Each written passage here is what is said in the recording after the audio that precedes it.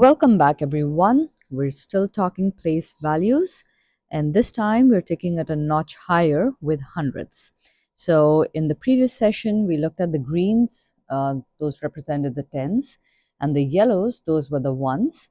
And then we plotted these two numbers, this being a 16 and the other one here being a 32. And when we added these two sets, we got 16 plus 32, which we, as you can see here on the place value board, is 48. So there are 4 greens and 8 ones, and that's 48.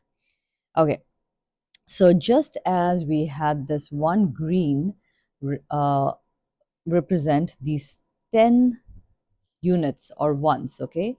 So 10 of the yellows were equivalent to one green. Now we are going to look at the greens and see 10 of these greens, 10, 20, 30, 40, 50.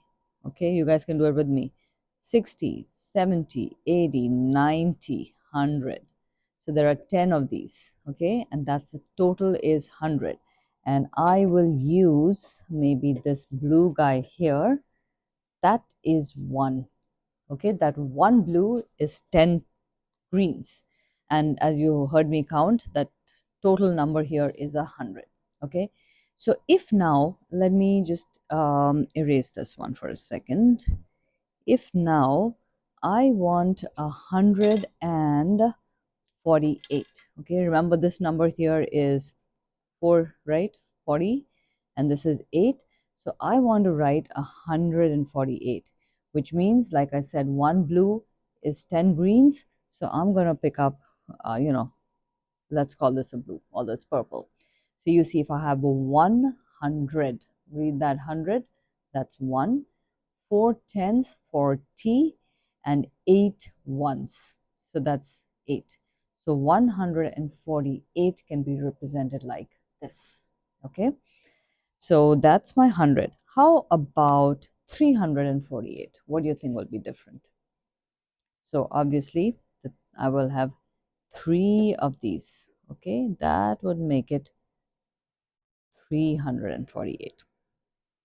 Okay, so let's see. Now, do you want to try some addition here as well? So I have a 348. To that, how about I add 21? Okay, so what should I do? 21, remember, 20, 2 T's or 2 greens. So let me get 2 greens here. Okay, and then what else? A 1. So I need this 1. All right. Now, if I look at the total, that should give me the sum. So let's see, how many ones do I have here? 1, 2, 3, 4, 5, 6, 7, 8, 9. Total, I had 4. Now let's look at the greens. I had 4 greens and I added 2 more. Okay. So that makes it 6 greens. 6 greens. And the 3 remains 3. So this is 306 T, remember green is T, and 9 remains 9.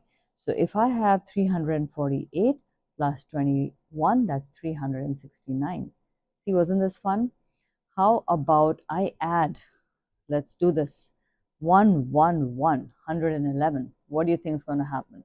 So first, to this, I'm going to add the 111, okay? 100, since it's here in the hundreds, that goes here.